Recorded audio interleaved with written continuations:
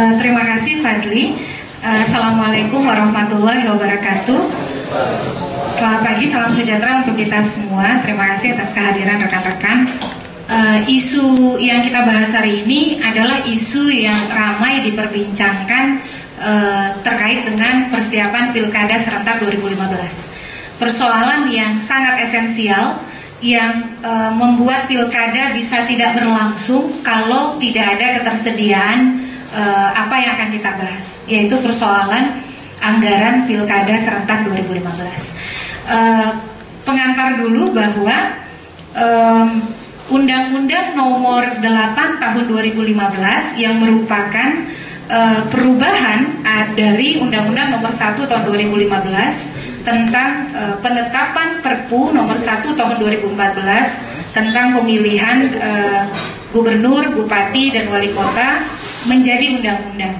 Nah, Undang-Undang Nomor 8 Tahun 2015 ini tentang pemilihan gubernur, bupati, dan wali kota itu tidak hanya menambah jumlah daerah yang pilkada.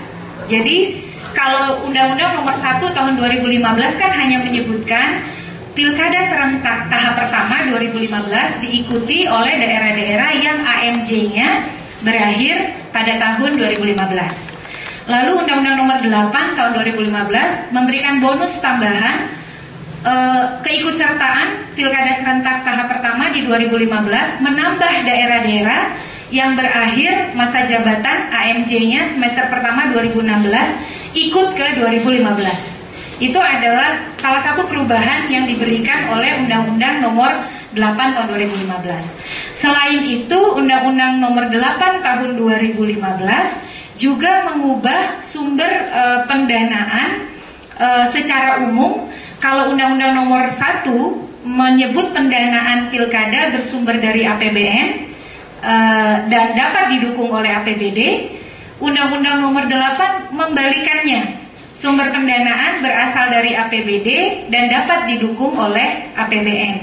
Meski secara rujukan penganggaran untuk Pilkada serentak tahap pertama tetap sama pengaturannya antara yang Undang-Undang Nomor 1 dengan Undang-Undang Nomor 8, yaitu bersumber dari APBD. Kan Undang-Undang Nomor 1 juga menyebutkan untuk Pilkada serentak tahun 2015 bersumber dari APBD. Nah, pasal 200 kemarin pasal 200 dari Undang-Undang Nomor 8 Tahun 2015 juga menyebutkan dari APBD. Nah, persoalannya adalah bisa jadi daerah yang sudah tahu AMJ-nya di 2015 mereka sudah menganggarkan. Nah, tapi yang paling krusial adalah bagaimana dengan daerah yang AMJ-nya 2016. Bisa jadi ada yang juga sudah menganggarkan tapi persiapan menuju pilkada di 2016. Tapi bisa jadi juga ada yang tidak menganggarkan karena biasanya pilkada itu kan setiap 6 bulan. Persiapan pilkada itu paling minimal membutuhkan waktu 6 bulan. Nah, karena dia membutuhkan waktu 6 bulan, maka KPU ataupun Pemda menganggap ya sudah dianggarkan saja di 2016. Dari persoalan-persoalan ini, kalau yang 68 daerah yang AMJ-nya di 2016 kemudian secara logika maka bisa kita pahami mereka tidak dianggarkan di 2015. Tapi ternyata dari temuan kami ada yang AMJ-nya di 2015 ternyata juga belum ada penganggaran. Kalaupun ada penganggaran ternyata tidak sesuai dengan yang diminta oleh KPU. Nanti saya akan uraikan. Nah, selain itu pengaturan juga yang berkaitan dengan anggaran ini berkaitan dengan adanya kewajiban negara untuk membiayai 4 metode kampanye. Ternyata setelah kami telusuri lagi, ada daerah yang merasa, oh kami sudah aman anggarannya. Tapi ketika ditanya yang dimaksud dengan aman ini, apakah sudah juga termasuk pengaturan atau pengalokasian pembiayaan untuk metode kampanye yang 4? Ternyata mayoritas belum. Kalaupun ada, itu hanya untuk pembiayaan metode kampanye yang pada pengaturan sebelumnya, pilkada-pilkada sebelumnya memang dibiayai negara, yaitu debat. Kalau debat kandidat itu kan dari pilkada ke pilkada selalu dibiayai oleh negara kan, oleh KPU. Nah, untuk debat itu mayoritas di anggaran daerah itu sudah ada. Tapi kalau untuk 4 metode kampanye yang lain itu belum ada. Untuk 3 metode kampanye yang lain. Nah, ini yang bisa kami ambil contoh ya, misalnya daerah yang AMJ-nya Juni sampai Desember 2015 yang kesiapan dana pilkada bisa kami identifikasi. Yang pertama Provinsi Jambi itu diajukan KPU 109 miliar, disetujui Pemda 101 miliar, berarti 92% diakomodir ya. Catatannya ini belum termasuk biaya kampanye yang dimandatkan pasal 68 itu harus dibiayai oleh negara. Jadi debat capres sudah ada, tapi 3 metode kampanye yang selain debat cakada, debat calon ya. Debat calon itu belum ada pembiayaannya. Kalau pasal 65 ayat 2 Undang-Undang Nomor 8 tahun 2015 itu menyebutkan bahwa debat publik atau debat antar calon, penyebaran bahan kampanye kepada umum, pemasangan alat peraga, dan iklan di media massa cetak dan media massa elektronik itu dibiayai oleh negara. Ternyata kalau dilihat tadi dari anggarannya Jambi dari 101 miliar ini baru mengakomodir untuk debat kandidat, belum pemasangan alat peraga, penyediaan alat peraga maupun iklan di media massa cetak dan elektronik maupun bahan kampanye. Nah, berikutnya adalah Indragiri Hulu ya, misalnya contoh kabupaten. Ini bahannya sedang difotokopi, nanti akan segera kami bagikan. Itu diajukan 19 miliar, lalu disetujui oleh Pemda itu 17 miliar atau 93%. Tapi ini juga belum termasuk 3 metode kampanye selain dari debat kandidat. Nah, diyakini bahwa kebutuhan untuk pembiayaan debat metode kampanye yang 3 tadi, yaitu penyebaran bahan kampanye, pemasangan alat peraga, dan iklan media massa cetak elektronik itu merupakan komponen yang sangat besar. Nah, lalu kemudian Rembang Jateng itu mengajukan 15 miliar, disetujui 11 miliar atau 55%. Nah, ini juga belum termasuk biaya kampanye yang tadi saya sebut di muka. Lalu Banggai Laut di Sulawesi Tengah mengajukan 11 miliar, disetujui 8,5 miliar atau 77%, belum termasuk juga kebutuhan biaya kampanye. Poso Sulteng itu mengajukan 21 miliar, disetujui 15 miliar, itu juga belum termasuk biaya kampanye. Yang tadi 3 ya. Kalau debat rata-rata sudah diakomodir karena memang dari pilkada ke pilkada debat itu selalu dibiayai APBD. Nah, sedangkan kami juga mengambil contoh, nanti kalau dirilisnya dibagikan ini ada salah kutip ya, kesiapan dana bagi daerah yang akhir masa jabatannya Januari sampai Juni 2016. Ini sebagai contoh, Nia Selatan itu di Sumatera Utara mengajukan 39 miliar belum disetujui. Ini kami menelpon KPU-nya satu persatu. Gunung Sitoli di Sumut mengajukan 13 miliar belum disetujui. Madinah, Mandailing Natal, Sumatera Utara mengajukan 25 miliar. Gunung Sitoli tadi sudah mengajukan 13 miliar, baru disetujui 23% dari 13 miliar. Madinah Sumut itu 25 miliar itu belum disetujui. Baru komitmen tapi belum menjadi dokumen anggaran. Kan kita nggak bisa bilang disetujui ya kalau belum ada dokumen anggaran gitu. Lalu Tanjung Jabung Barat Jambi mengajukan 15% belum disetujui. Pemalang di Jateng mengajukan 30% baru disetujui 17%. Demak Jateng mengajukan 17 miliar baru disetujui 24 miliar. Itu sampel yang bisa kami kumpulkan dengan menanyakan langsung. Nah, dengan adanya persoalan tersebut kan menjadi tidak realistis menyelenggarakan tahapan pada bulan April. Sementara dananya, kalau kita mengatakan dana itu teralokasi, pertama nanti Pak Bung Roy dan Mbak Yeni akan menyebutkan apa sih yang yang indikator bahwa dana itu sudah tersedia. Pertama, kalau saya tidak salah ya, karena saya tidak menekuni anggaran, tapi dari riset kami, dokumen itu kan harus sudah ada di dalam dokumen APBD ya. Nah, kalau sudah ada di dokumen APBD, mereka kemudian harus membuat nota kesepahaman dengan KPU, antara Pemda dengan KPU. Setelah kami cek, belum ada satupun daerah yang melakukan nota kesepahaman yang bisa kami lakukan sampel. Kami mengambil sampel sekitar 30 daerah dari 272 atau 270 kalau menurut KPU yang akan pilkada. Contoh misalnya Jambi, sudah ada 101 miliar, tapi belum ada nota kesepahaman karena menunggu dua hal. Satu, peraturan Menteri Dalam Negeri tentang panduan anggaran itu. Yang kedua adalah pengesahan peraturan KPU. Itu yang ditunggu oleh daerah, oleh pemerintah daerah untuk menandatangani nota kesepahaman. Kalau tidak ada dua hal ini, mereka belum mau menandatangani nota kesepahaman dengan KPU. Jadi kalaupun uang, the money is already there, uang itu udah ada di APBD, uang itu tidak bisa digunakan oleh KPU karena belum ada nota kesepahaman. Jadi selama dua hal ini, peraturan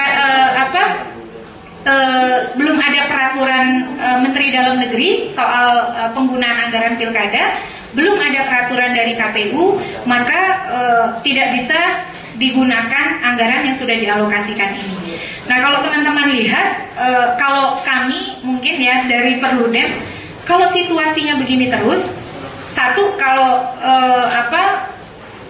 yang kita minta itu, karena ini pilkada serentak itu kan, kenapa ada serentak tahap pertama, tahap kedua, tahap ketiga, tahap keduanya nanti Februari 2017, tahap ketiganya Juni 2018, karena ada desain keserentakan nasional yang mau kita wujudkan.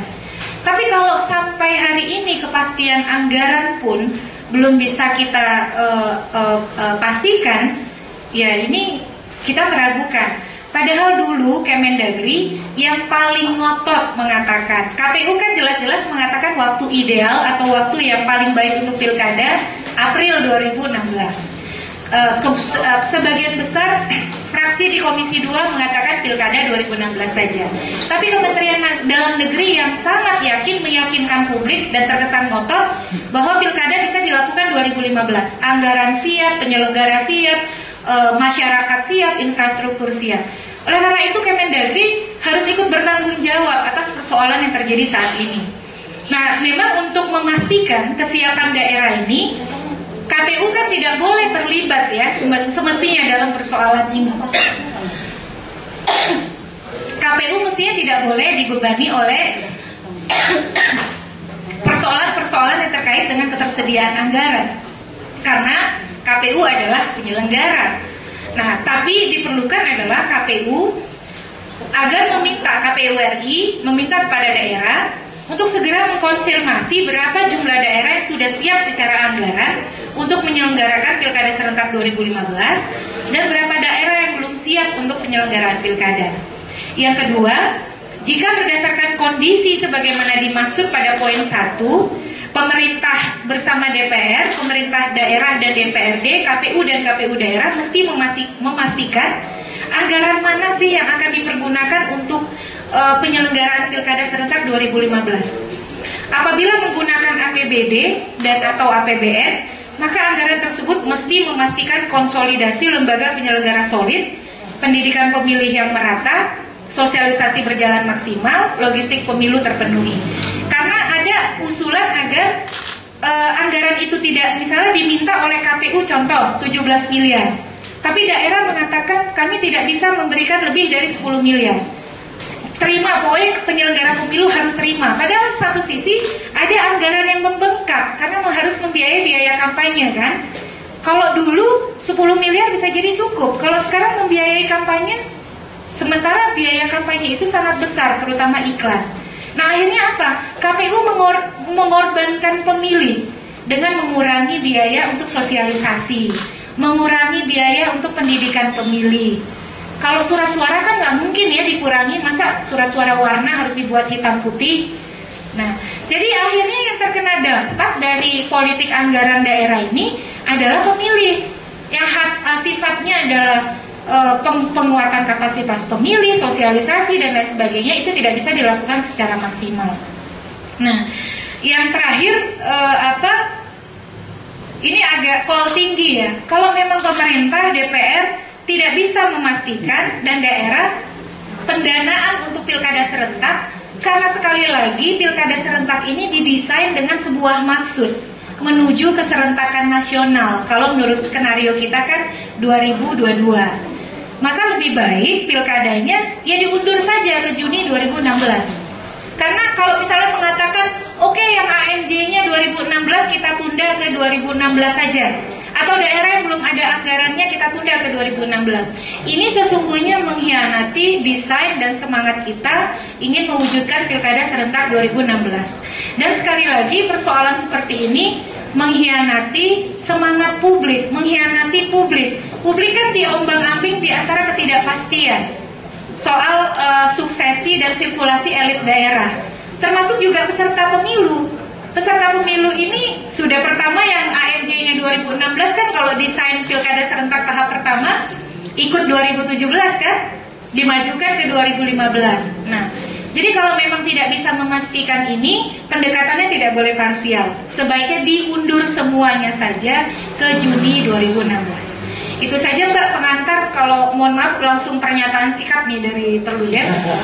Tapi soal nanti celahnya terus gimana, nanti politisasi anggaran dan sebagainya, Bang Roy dan Mbak Yeni bisa menambahkan. Kalau bagi kami ini pilkada serentak itu bukan sekedar pilkada serentak. Pilkada serentak tapi kalau kualitasnya asal-asalan, mengabaikan kemudian partisipasi pemilih, mengabaikan pendidikan politik rakyat, dan hanya sekedar untuk memenuhi formalitas demokrasi, ya itu bukan yang kami kehendaki ketika kita semua memperjuangkan pemilihan kepala daerah secara langsung.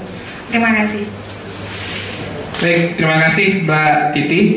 Ada beberapa hal. Pertama, mayoritas daerah yang sudah menganggarkan penyelenggaraan pilkada di APBD mereka masing-masing, ternyata itu belum mengakomodir kewajiban bagi KPU, bagi negara dalam hal membiayai 4 item kampanye yang dimandatkan oleh undang-undang.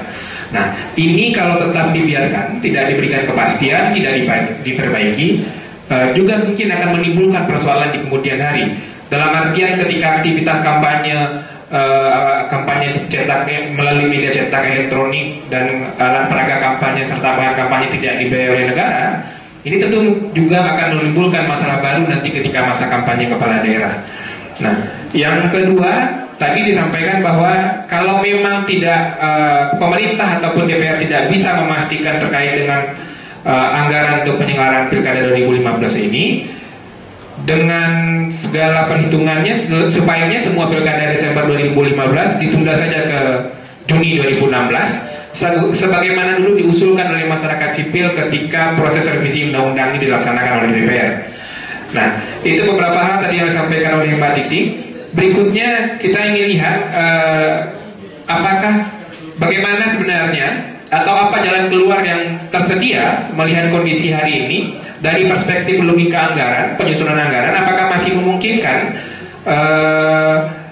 penggunaan dana APBN untuk membantu penyelenggaraan pilkada di beberapa daerah yang belum punya dana sama sekali, atau memaksimalkan APBD melalui mekanisme perubahan dan sebagainya. Nah, ini kita mungkin minta Mbak Yeni untuk menyampaikan hal ini. Silakan Mbak. Terima kasih, selamat pagi. Assalamualaikum warahmatullahi wabarakatuh. Saya coba untuk sharing ya dari hasil-hasil riset kita, bagaimana sih sebenarnya ruang fiskal yang dimiliki oleh beberapa kabupaten kota yang akan melaksanakan khususnya untuk yang melaksanakan pemilu kada. Kalau kita lihat bahwa keterbatasan ruang fiskal merupakan persoalan terkini ya, desentralisasi fiskal di daerah. Seperti yang kita ketahui bahwa sebagian daerah rata-rata itu tergantung pada dana perimbangan. Kita tahu itu, ya kan, dari pusat itu rata-rata 70% dari total APBD. Komponen dana perimbangan kita tahu dari dana alokasi khusus, kemudian dana alokasi umum yang dialokasikan sepenuhnya untuk belanja pegawai, kemudian dana alokasi khusus yang diarahkan kepada infrastruktur, Kemudian hal ini kalau kita tahu bahwa kalau kita melihat ruang fiskal yang dimana rata-ratanya itu adalah transfer dari pusat ke daerah adalah 70%. Praktis ruang fiskal di daerah atau keleluasaan daerah dalam mengalokasikan anggaran itu cukup kecil. Nah, kalau kita melihat sebenarnya dari hasil risetnya Fitra yang khususnya dialokasikan kepada KPUD menunjukkan anggaran pemilu kada pada kabupaten kota yang pernah kita riset untuk satu kali putaran saja itu berkisar antara 5 miliar sampai 28 miliar. Kemudian besaran anggaran dipengaruhi oleh jumlah DPT dan kondisi geografis. Sementara pada tingkat provinsi, pemilu kada itu antara 60 miliar sampai 78 miliar. Itu yang pernah kita teliti di beberapa kabupaten kota dan di tingkat provinsi. Nah, bagi daerah yang memiliki kemampuan fiskal terbatas, hal ini menjadi beban sebenarnya penyelenggaraan pemilu kada. Paling tidak ini bisa menguras sumber-sumber pembiayaan lain. Itu jelas. Bisa saja dia memangkas dari belanja-belanja pelayanan publik. Nanti saya coba sampaikan kira-kira apa sih yang pernah kita temukan belanja-belanja pelayanan publik yang kemudian bisa terkuras untuk membiayai pemilu kada. Sebelum masuk ke sana, saya coba untuk masuk pada persoalan politik anggaran pemilu kada. Kalau melihat tadi adalah gambaran pembiayaan, jika kabupaten itu pasti akan menghabiskan 5-28 miliar, provinsi itu hingga 60-78 miliar. Kemudian kalau masuk pada persoalan politik anggaran pemilu kada, bahwa ini bisa menjadi celah terutama untuk pengaruh incumbent dalam politik anggaran pemilu kada. Yang pertama, sebenarnya biaya penyelenggaraan pemilu kada yang berasal dari APBD membuka peluang bermainnya aktor-aktor penentu dalam pembahas APBD. Apalagi bahwa pemilu kada saat ini akan dibiayai oleh APBD kemudian dibantu oleh APBN. Sedangkan setelah kita melihat APBN tidak sedikit pun mengucurkan ke APBD dalam penyelenggaraan APBD.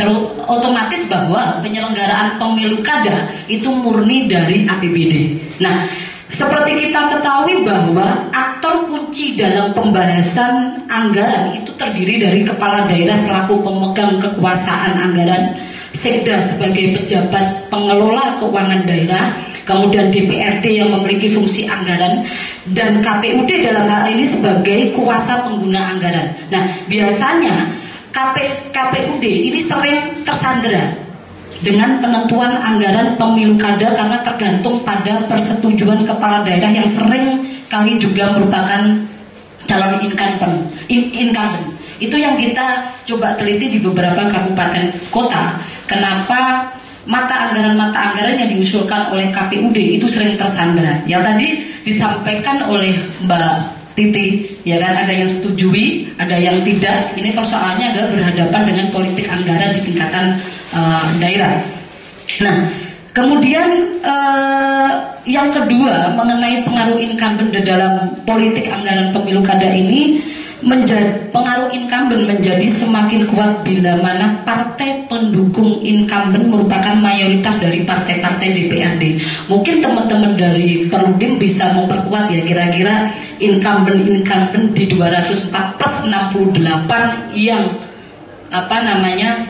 naik lagi. Jadi nanti kita bisa komparasikan dari hasil riset kita. Kira-kira permainan di dalam politik anggaran di daerah-daerah seperti apa? Karena ini kan tidak main-main, bahwa ini menjadi celah permainan oleh para incumbent.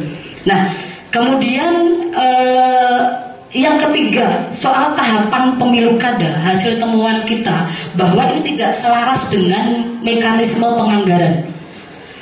Seperti yang kita temukan di beberapa kabupaten kota. Kabupaten kota yang kita teliti tahun ini akan mengikuti pilkada serentak semua, ya kan? Yang kita lihat adalah bahwa beberapa daerah memiliki persoalan ketidakselarasan antara jadwal atau tahapan pemilu kada dengan proses penganggaran. Pada umumnya terjadi keterlambatan pengalokasian anggaran pemilu kada karena tahapan pemilu kada tidak sesuai dengan tahapan penganggaran. Itu jelas, saat ini terlihat, ya kan? Karena APBD perubahan ini kan biasanya kan kalau kita lihat serentak di 2015 bahwa ini di beberapa kabupaten kota akan melaksanakan anggaran perubahan pendapatan belanja di tahun 2015, berarti pasca April akan dilakukan perubahan APBD di beberapa kabupaten kota. Kemudian konsekuensinya dari persoalan ini di daerah yang memiliki persoalan ketidakselarasan antara tahapan pemilu kada dengan proses penganggaran, pemerintah daerah dan KPUD harus menanggung biaya pelaksanaan atau menunda pelaksanaan pemilu kada tersebut. Nah, jika nantinya bulan April atau bulan Mei itu tidak segera dilaksanakan APBDB, saya rasa itu tidak mungkin akan dilakukan pemilu kada serentak di tahun 2015. Kami sepakat sebenarnya, Fitra sepakat jika pemilu kada itu adalah diundur bulan Juni 2016, karena ini adalah selain kita mempersoalkan ruang fiskal yang sempit, tidak selarasnya soal tahapan pemilu kada dan mekanisme penganggaran di tingkat daerah. Nah ini coba saya ada 9 contoh saja, 9 contoh di beberapa kabupaten kota yang pernah kita teliti yang saat ini akan dilakukan pemilu kada serentak. Saya contohkan Bandung. Persoalan anggaran pilkada tahun yang lalu, pemilu kada tahun 2010. Tahapan pemilu kada dimulai Februari 2010. Sedangkan APBD baru ditetapkan akhir Maret tahun 2010. KPUD mendanai operasionalnya secara swadaya. Itu contoh di Bandung. Nah, kita tidak menginginkan hal itu terjadi lagi di tahun 2015. Nah, Bandung itu juga persoalannya pencairan anggaran dilakukan sesuai dengan putaran pemilu kada. Padahal Bandung pada saat itu ada 2 kali, tidak, 1 kali putaran. Biasanya rata-rata itu kan dialokasikan satu putaran. Jika ada 2 putaran lagi, mereka kebingungan lagi duitnya dari mana. Bisa saja itu akan memangkas belanja-belanja publik. Itu saya yakin, karena beberapa risetnya Fitra membuktikan bahwa pemangkasan belanja-belanja publik di kesehatan, di pendidikan itu terjadi. Bengkalis umpamanya, APBD terlambat disahkan, pencairan anggaran terhambat untuk pemilu kada tahun itu. Sekarang Bengkalis juga akan melakukan pemilu kada serentak juga. Kebumen, keterlambatan pencairan anggaran disebabkan oleh keterlambatan pembahasan APBD perubahan. Itu yang kami sampaikan tadi, bahwa bulan April itu baru ada keputusan mengenai penyerapan di tingkatan pusat. Ya kan? Kalau dulunya adalah pagu indikatif kan di pusat, DAK, DAO itu kan pagu indikatif. Masih direncanakan di APBD di daerah, baik provinsi maupun kabupaten. Setelah April mengetahui penyerapan di tingkatan pusat berkaitan dengan penerimaan, kemudian baru itu didistribusikan ke kabupaten maupun provinsi, baru dilakukan APBDP. Makanya kenapa kita bilang bahwa mekanisme penganggaran tidak pernah selaras dengan tahapan pemilu kada, dan ini akan merusak sebenarnya atau menghambat proses-proses pemilu kada di tingkatan provinsi maupun di kabupaten. Nah, organ ilir umpamanya, pencairan dana baru dilakukan bulan April, sedangkan tahapan pemilu kada dimulai bulan Februari tahun lalu. Nah, kalau dia dilakukan bulan April APBDP, saya rasa 3 bulan, 4 bulan belum yang saya sampaikan tadi, ada persoalan-persoalan politik anggaran yang bermain, kan begitu. Elit-elit politik juga mempermainkan itu di tingkatan SKPD, yaitu Sekda, belum kepala daerahnya, belum KPUD-nya, belum DPR-nya. Bisa saja APBD bisa molor 4 bulan, 5 bulan, ya kan? Bisa saja seperti itu. Sedangkan keinginannya November September sudah dilakukan. Saya rasa tidak mungkin dalam waktu 3 bulan, 2 bulan dengan kepentingan-kepentingan yang dibawa baik di tingkatan birokrasi maupun di tingkatan DPRD itu akan membahas secepat mungkin APBD perubahan. Ya, kemungkinan itu memang harus dimasukkan di dalam menjadi salah satu persoalan-persoalan yang tidak boleh dinegasikan oleh kita. Hal itu juga terjadi di beberapa kabupaten kota pada saat dilakukan pemilu kada waktu kemarin. Nah, selanjutnya adalah dampak pembiayaan pemilu kada terhadap pelayanan publik. Ini yang tadi saya sampaikan bahwa beberapa kabupaten kota yang kita teliti itu mengurangi belanja pendidikan dan kesehatan. Hampir semua daerah yang melakukan pilkada pada saat itu 2010 yang saat ini melakukan pilkada serentak mengalami penurunan belanja publik pada tahun penyelenggaraan pemilu kada terlepas dari kapasitas fiskal daerah yang bersangkutan. Nah, saya sayangnya tidak bawa ini ya slide-nya. Jadi ada di beberapa kabupaten kota mengenai pemangkasan akibat dari belanja langsung pada tahun pemilu kada. Nah, penurunan belanja itu terlihat pada belanja langsung atau belanja program kesehatan baik di pendidikan secara keseluruhan termasuk belanja langsung yang itu terjadi di daerah yang memiliki kapasitas fiskal maupun kapasitas rendah. Ya, hampir semua rata-rata di beberapa kabupaten yang kita teliti yang melakukan pilkada pada saat itu melakukan pemotongan di belanja pendidikan maupun di kesehatan. Nah, kemudian tadi saya sempat berbincang dengan kawan-kawan di Perludem mengenai potensi efisiensi anggaran sehingga ini tidak membebani anggaran di daerah baik itu kabupaten maupun provinsi. Hasil temuan Fitra sebenarnya mengenai adanya ketidakefisiensian dalam pemberian honor penyelenggaraan yang dipengaruhi oleh jumlah per TPS dan jumlah kelompok kerja yang dibentuk. Karena kan TPS dan jumlah kelompok kerja ini kan diberikan kewenangannya langsung ke KPUD. Nah, ini yang menyebabkan bengkaknya sebenarnya anggaran-anggaran di beberapa kabupaten kota. Yang pernah kita lihat umpamanya di Bandung dulunya pernah mencoba untuk mengurangi pokja-pokja yang ada sebenarnya. Nah, pokja-pokja yang ada umpamanya itu dikurangin, kemudian unit kos penyelenggaraan dipengaruhi oleh jumlah penyelenggara pada tingkat KPPS. Nah, itu juga dikurangin. Beberapa yang kita pernah teliti itu di Kebumen, Sidoarjo dan Bandung itu pernah melakukan hal seperti itu, pengurangan untuk pokja, honor-honor untuk KPPS dari 7 menjadi 5 orang, umpamanya begitu. Tetapi ini kan lagi-lagi akan diberikan kewenangannya ke daerah. Tapi jika daerah tidak diberi aturan-aturan yang baku dari tingkatan pusat, itu juga akan bisa mempergunakan atau memanfaatkan APBD sebagai bagian dari alat mobilisasi. Bisa saja seperti itu. Karena ini kan berhadapan dengan politik anggaran di tingkat kabupaten maupun di tingkatan provinsi. Kita tidak bisa menegasikan persoalan-persoalan itu. Karena pemanfaatan APBD ataupun celah-celah yang dimanfaatkan oleh elit-elit politik itu bisa saja terjadi. Sebenarnya pada waktu belum adanya perubahan kemarin kita sudah senang banget ya soal pilkada serentak dibiayai oleh APBN begitu kan, dibantu oleh APBD. Otomatis bahwa APBN yang mempunyai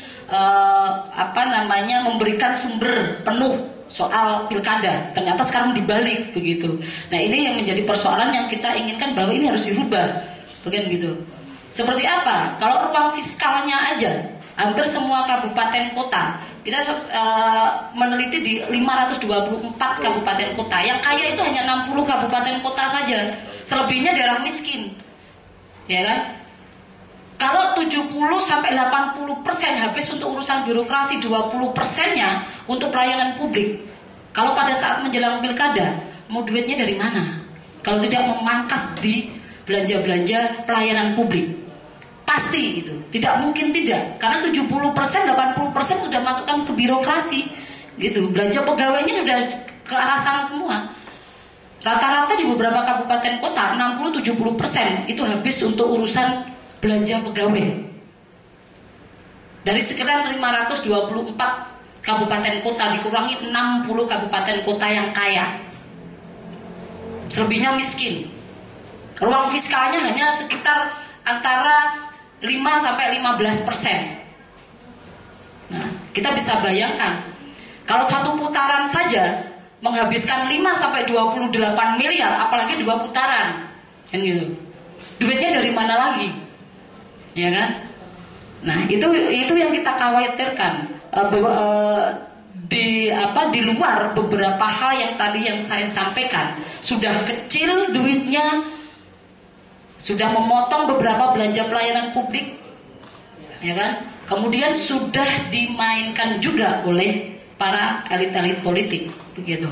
Saya tidak tahu mau ke arah mana kira-kira APBD di tahun 2015 di berapa? 204 plus 68 kabupaten kota. Itu yang akan kita teliti lebih lanjut lagi oleh kawan-kawan koalisi. Kebetulan Seknas Fitra saat ini meneliti 204 plus 68 kabupaten kota mengenai ruang fiskal, kemudian celah kebocoran yang akan digunakan oleh elit-elit politik. Nanti kita akan dengan teman IBC, dengan teman-teman Perludem untuk mengkritisi soal itu.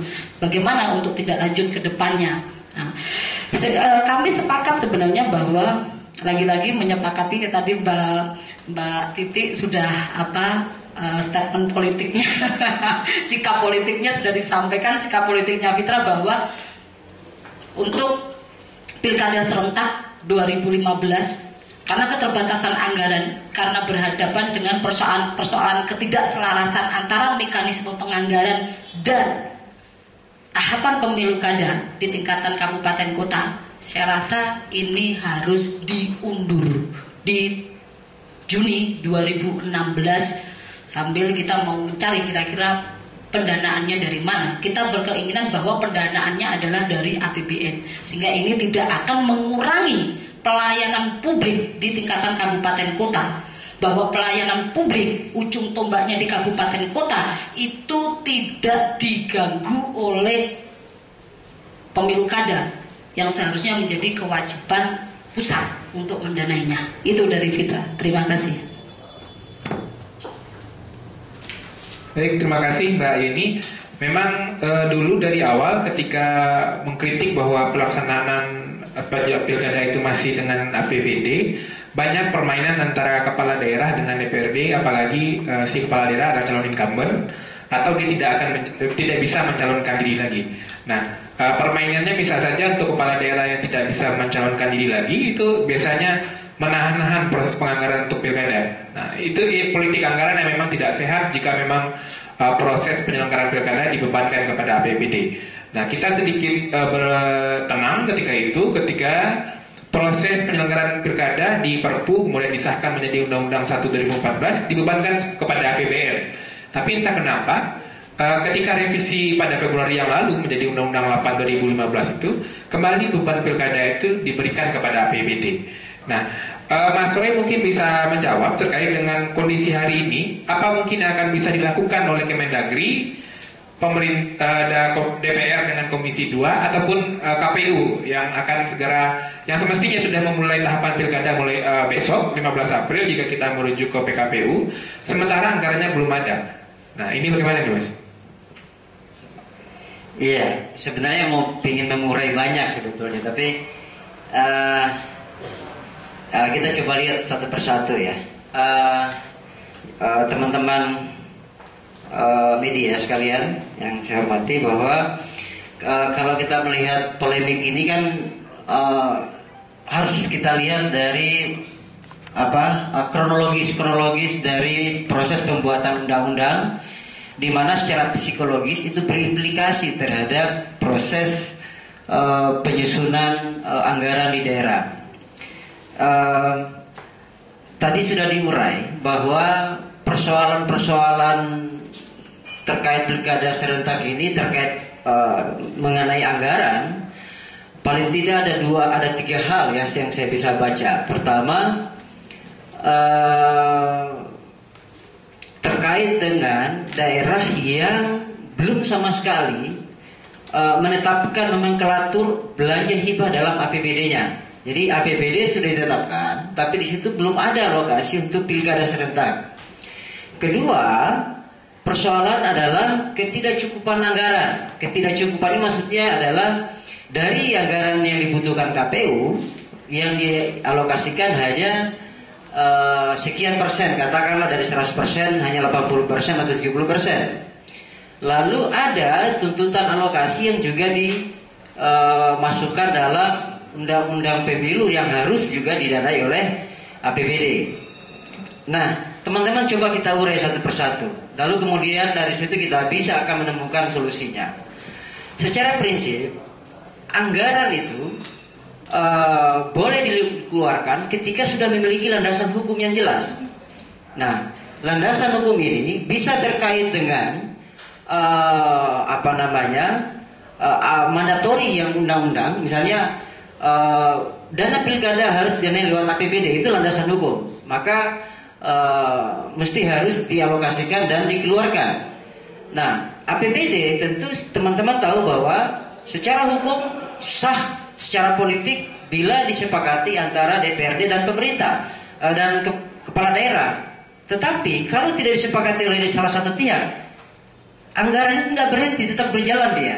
Seperti kasus DKI Jakarta, maka pilihannya bisa menggunakan, kalau bukan perda bisa peraturan kepala daerah. Peraturan kepala daerah bisa peraturan gubernur, bisa peraturan bupati maupun peraturan wali kota. Nah, kalau kita lihat dari problem pengaturannya, tadi sudah sempat disinggung. Saya melihat memang di sini sejak awal sikap pemerintah itu gamang, ya. Gamang dalam pengertian bahwa tadinya mau menganggarkan lewat APBD, lalu kemudian dirubah lagi menjadi APBN. Ya kan, tentu dengan pertimbangan-pertimbangan politik. Nah, sedari awal memang kita mendukung adanya pendanaan pilkada itu lewat lewat APBN. Apa alasannya? Tadi sudah beberapa disampaikan. Satu, bagaimana anggaran pilkada itu tidak terjadi politisasi. Itu. Kedua, untuk mengefektifkan alokasi. Kenapa? Karena sasaran pilkada serentak sebetulnya adalah salah satu poinnya adalah bagaimana mendorong terjadinya efisiensi anggaran. Kalau disebar anggaran ke daerah, gimana menjamin itu terjadi efisiensi? Gitu ya. Nah, kalau kita lihat dari rentetan undang-undang pilkada ini, kelihatan bahwa penetapan undang-undang 22 waktu itu adalah masih diletakkan pada pilkada itu oleh DPRD. Dan di situ dinyatakan bahwa untuk pendanaan pilkada adalah lewat APBD. Saat itu adalah di tanggal 30 September. 30 September, teman-teman tahu bahwa 30 September adalah di mana proses APBD sudah masuk tahapan pembahasan dengan DPRD. Ya, sudah masuk dalam pembahasan dengan DPRD.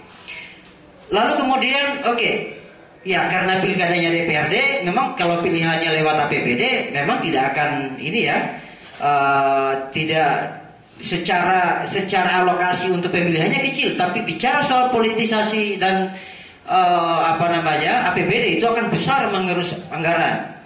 Lalu kita lompat kepada proses pilkada. Kita bicara pilkada sekarang yang secara langsung. Presiden SBY mengeluarkan perpu bahwa pendanaan pilkada itu ditarik menjadi dari APBD ke APBN. Gagasan menarik. Cuman problemnya saat itu adalah penetapannya Oktober APBD sudah selesai disahkan. Bicara soal norma APBD Oktober itu sudah menjelang sudah proses-proses pembahasan lah ya dengan komisi-komisi DPR. Artinya program pilkada sudah dimasukkan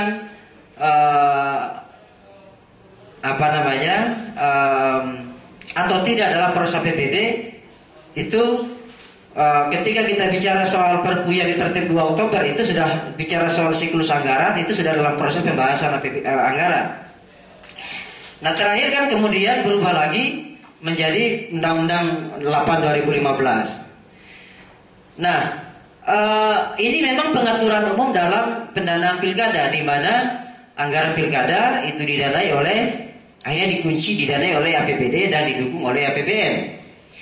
Nah tetapi memang ya kalau dibaca secara runtut seperti dijelaskan tadi Mbak Titi bahwa sebetulnya dalam pilkada 2015 bagi daerah-daerah yang MJ-nya sudah berakhir 2015 ada atau tidak adanya pilkada langsung atau tidak langsung tetap menganggarkan APBD 2015 atau tetap memberikan nomenklatur belanja hibah pilkada di APBD 2015.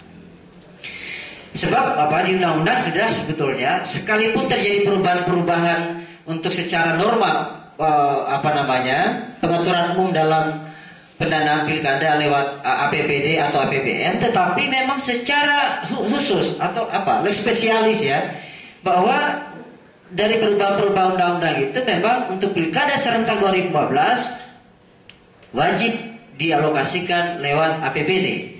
Nah kalau ini konsisten dibaca oleh pemerintah daerah, sebetulnya tidak ada alasan untuk tidak menganggarkan APBD pilkada serentak di APBD 2015. Kenapa? Karena dari perubahan-perubahan undang-undang itu lex spesialis bahwa untuk pilkada 2015 tetap dianggarkan oleh APBD, tidak lewat APBN. Tetapi memang ya ini persoalan kegampangan juga gitu, yang secara psikologis itu berdampak pasti ke daerah. Lalu persoalan kedua yang saya lihat adalah belum jelasnya sebenarnya bentuk kegiatan yang didukung oleh APBN. Bisa jadi ini juga menjadi tarik-menarik daerah, bahwa melihat ada peluang pendanaan lewat APBN, maka daerah juga mungkin menunggu apa sih bentuk pendanaan pusat, dukungan APBN terhadap pendanaan pilkada di daerah. Apalagi itu kepada daerah-daerah yang memang celah fiskalnya sangat kecil. Ya, tentu akan bergantung atau menunggu kucuran dari APBN. Padahal ini mandat undang-undang bahwa untuk dukungan APBN harus dibuat dalam bentuk peraturan pemerintah. Tapi sampai sekarang peraturan pemerintah belum keluar. Nah ini juga berarti ada kinerja pemerintah pusat yang lambat. Yang ketiga adalah terkait dengan teknis pendanaan kegiatan pilkada, itu juga dimandatkan di dalam di Undang-Undang 8 itu, bahwa teknis pendanaan pilkada itu diatur lewat Kemendagri. Sampai sekarang Kemendagrinya belum ada, sehingga kemudian nyambung dengan persoalan yang dimunculkan oleh Mbak Titi, bahwa mengapa masih ada daerah yang belum cukup.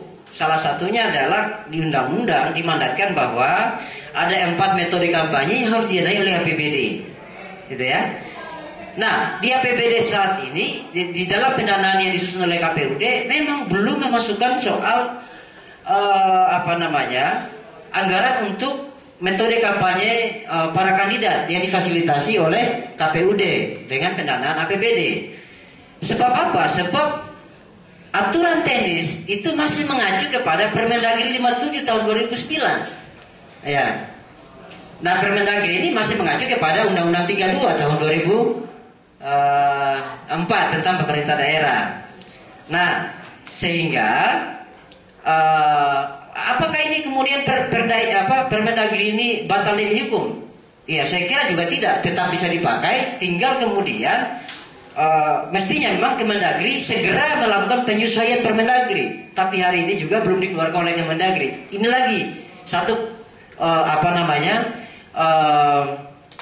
kelabanan daripada Kemendagri terkait dengan merespon mandat-mandat yang diberikan dalam Undang-Undang Nomor 8 tahun 2015. Apalagi bahwa memang yang mendorong ini segera dilakukan Desember adalah Mendagri. Harusnya sudah menyiapkan betul aturan-aturan turunan daripada Undang-Undang 8 sehingga segera diimplementasikan di daerah.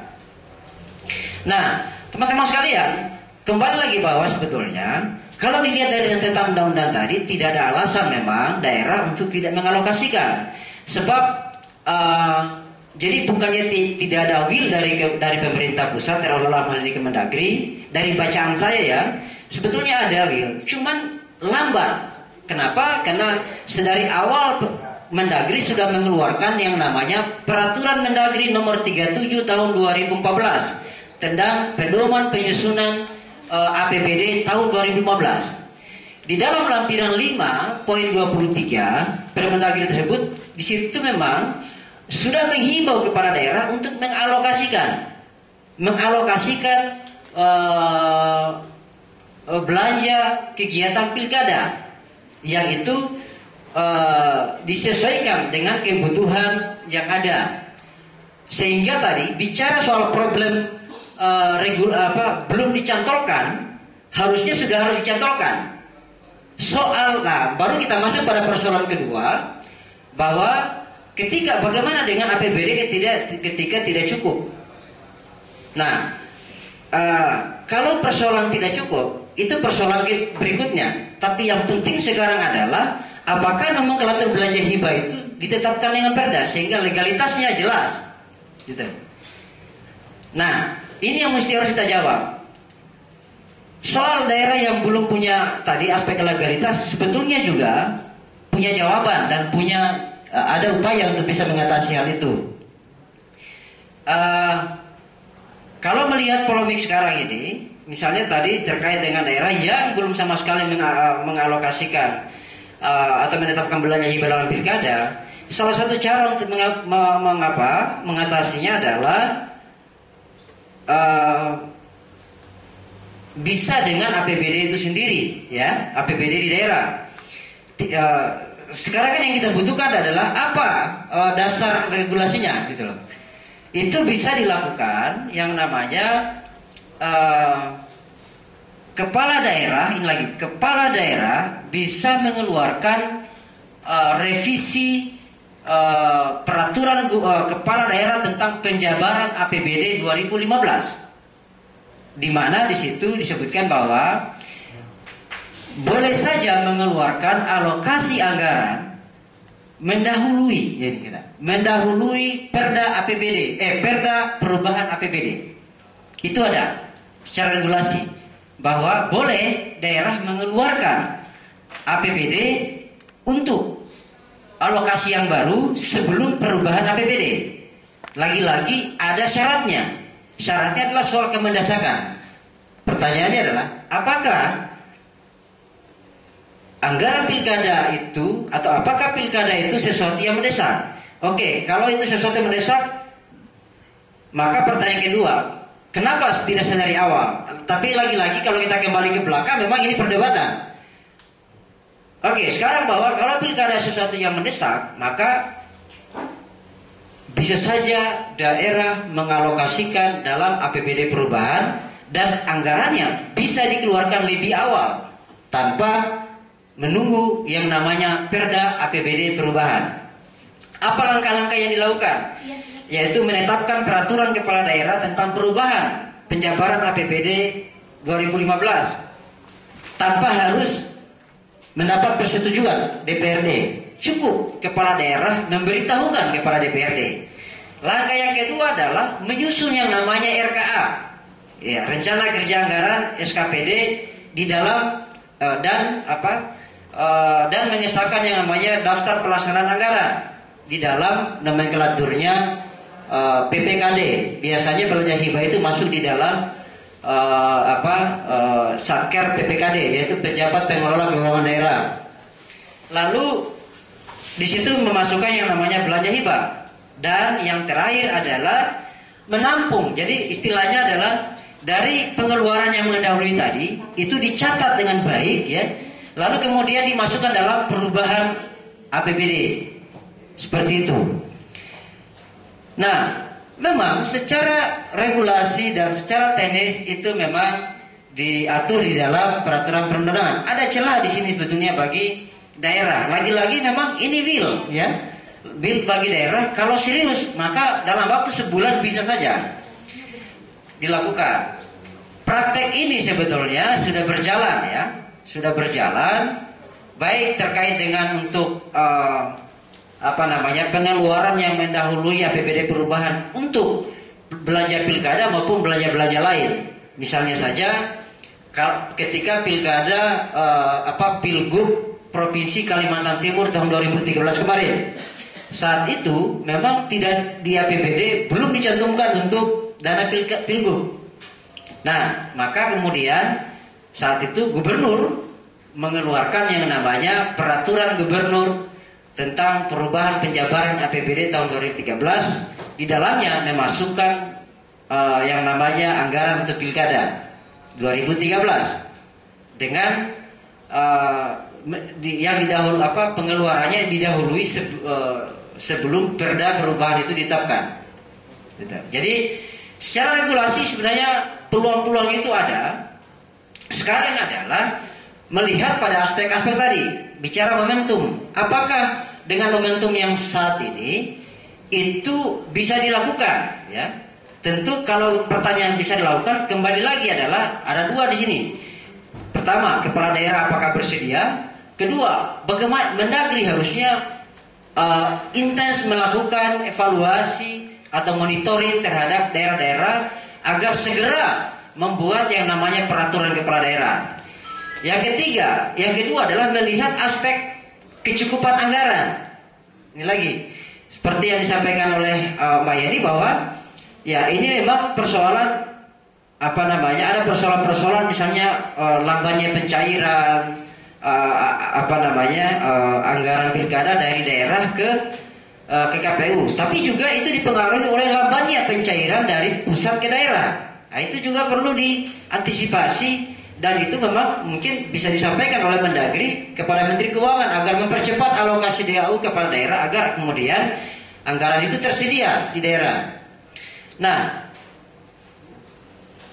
kalau kemudian kalau terkait dengan alasan tadi yang belum cukup, bisa juga dilakukan revisi. Katakanlah tadi misalnya saat APBD disusun kemarin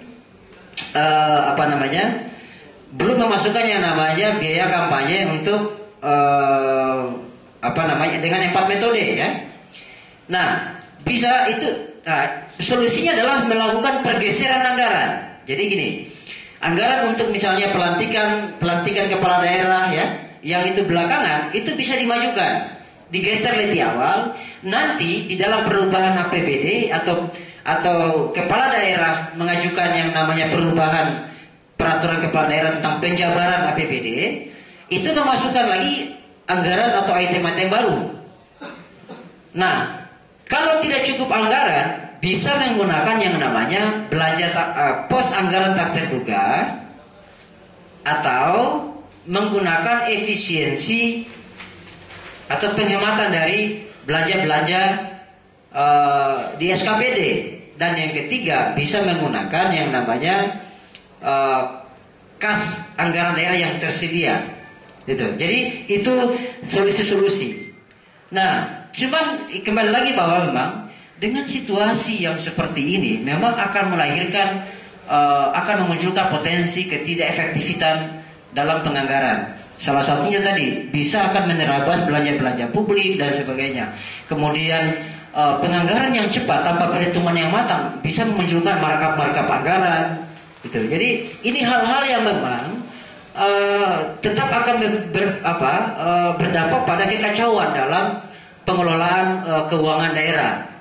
Sebab yang namanya jangankan direncanakan dalam jangka waktu sebulan 2 bulan, yang direncanakan itu selama 6 bulan atau 8 bulan, banyak terjadi, ya kan, alokasi yang tidak efektif, ada markup dan sebagainya. Nah, ini memang satu keprihatinan kita bahwa mengapa tidak sedari awal Mendagri itu intens memonitoring daerah-daerah yang seperti ini, sehingga tidak terjadi pada bulan di mana akan dimulainya tahapan pilkada. Jika seperti ini, maka solusinya memang akan macam-macam ya. Ada yang akan menerabas aturan, misalnya dengan melakukan pinjaman. Nah, padahal pinjaman tidak dibolehkan. Daerah melakukan pinjaman untuk belanja pilkada ini sebetulnya. Sebab apa? Sebab tadi yang dibolehkan adalah menggunakan menggeser yang namanya belanja tak terduga, melakukan penghematan anggaran dan menggunakan kas daerah yang tersedia. Ya, kas itu bisa saja dari silpa. Kalau melihat momentum saat ini sebetulnya sudah kelihatan silpanya sebetulnya ya, karena ini sudah masuk bulan April. Nah, jadi saya kemudian melihat bahwa polemik seperti ini memang harusnya tidak muncul di saat memang KPU sudah mendesain jadwal yang begitu ketat, apalagi sekarang sudah masuk di April. Harusnya sejak pada saat proses pembahasan pembahasan undang-undang perubahan terbatas ini menjadi undang-undang 8, Mendagri itu sudah betul-betul mewanti-wanti kepada daerah agar baik daerah yang non pemekaran maupun daerah yang pemekaran itu sudah memasukkan yang namanya nomenklatur belanja hibah untuk pilkada serentak. Itu. Jadi bukan pada saat setelah APBD undang-undang disahkan lalu diundangkan baru kemudian Kemendagri bekerja. Menurut saya ini lambat, tidak sesuai dengan nawacita yang begini nih kerjanya. Jadi kerjanya harus lebih cepat ya. Ya. Jadi lebih cepat dari proses seperti sehingga kemudian polemik-polemik begini kemudian tidak muncul. Nah, betul dampaknya tadi selain bicara soal tidak efektifnya anggaran, juga hak-hak masyarakat dalam konteks pilkada ini menjadi terabaikan, sosialisasi menjadi terhambat. Tentu yang disalahkan nanti KPU. Nah, kasihan padahal KPU juga misalnya disebabkan oleh persoalan-persoalan administratif penganggaran yang tidak selesai di daerah. Nah, ini satu hal yang perlu dicermati bahwa Mendagri jangan terlalu jumawa gitu loh dalam mengeluarkan kebijakan. Harusnya betul-betul memperhitungkan bahwa hal seperti ini tidak boleh lagi terjadi ke depan. Dan saya kira kalau ingin memang ini lebih tertib dalam hal penganggaran pilkada dan lebih efisien dalam konteks alokasi, maka sebaiknya ke depan harus direvisi undang-undang ini. Undang-undang 8 direvisi lagi agar pendanaan pilkada itu lewat APBN saja. Menurut saya APBN tidak akan terbebani dengan alokasi ini. Kenapa? Kalau dihitung-hitung totalnya itu ya mungkin tidak akan sampai lebih dari misalnya 7 triliun ya. Ini setahun tidak akan sampai. Kenapa? Kalau dibayangkan sekarang, kalau itu pilkada, logistik pilkada itu dilakukan disebar di setiap daerah, itu pemborosannya luar biasa.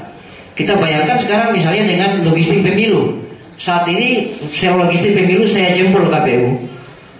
Untuk logistik sendiri dalam hal surat suara memang betul-betul aspek efisiensi itu betul-betul diperhatikan.